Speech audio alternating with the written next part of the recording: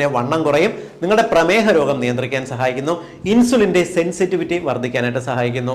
ഈ pantothenic acid സമൃദ്ധിയായിട്ട് റംബൂട്ടാനിൽ അടങ്ങിയിട്ടുണ്ട്. കൂടാതെ ക്യാൻസർ രോഗത്തിനെ ചെറുക്കുന്നതിനും പ്രത്യേകിച്ച് ചിലയിനം ക്യാൻസറുകളുടെ ചികിത്സയ്ക്ക് അതോടൊപ്പം നല്ലൊരു സപ്ലിമെന്റ് ആയിട്ട് നമുക്ക് റംബൂട്ടാൻ നൽകാൻ സാധിക്കും. പ്രധാനമായിട്ടും സ്ത്രീകളിൽ ബ്രസ്റ്റ് ക്യാൻസർ, സ്ഥാനാർബുദം, ഗർഭാശയ ഗള ക്യാൻസർ, സെർവൈക്കൽ ക്യാൻസറിന് ചികിത്സയ്ക്ക് ഇതൊരു നല്ല സപ്ലിമെന്റ് ആയിട്ട് ഉപയോഗിക്കാം. ബോൺ ക്യാൻസറിന്, എല്ലുകളെ ബാധിക്കുന്ന ക്യാൻസറിന്, അതല്ലെങ്കിൽ കരളിനെ ബാധിക്കുന്ന ക്യാൻസറിന് ചികിത്സയോടൊപ്പം നല്ലൊരു സപ്ലിമെന്റ് ആയിട്ട് നമുക്ക് റംബൂട്ടാൻ നൽകാനായിട്ട് സാധിക്കും. ഇതുകൂടാതെ നമ്മുടെ സ്കിന്നിന്റെ, നമ്മുടെ മുടിയുടെ ആരോഗ്യത്തിനും ഈ റംബൂട്ടാൻ കഴിക്കുന്നത് നല്ലത് തന്നെയാണ്. ഈ ഒരു തരത്തിൽ നോക്കിക്കഴിഞ്ഞിരുന്നാൽ നമ്മുടെ ശരീരത്തിന് ഒരേപോലെ ഒരു രോഗപ്രതിരോധ ശേഷിക്കും പല രോഗങ്ങളെ ചെറുക്കുന്നതിനും വേണ്ടി നമുക്ക് റംബൂട്ടാൻ ഉപയോഗിക്കാനായിട്ട് സാധിക്കും. പലപ്പോഴും റംബൂട്ടാൻ നല്ലതെന്ന് പറയുമ്പോൾ റംബൂട്ടാൻ ഫ്ലേവറിലുള്ള ഭക്ഷണങ്ങൾ കഴിച്ചതുകൊണ്ട് റംബൂട്ടാന്റെ ഗുണങ്ങൾ കിട്ടണമെന്നില്ല. റംബൂട്ടാൻ പഴം എപ്പോഴും ഫ്രഷ് ആണ് നല്ലത്.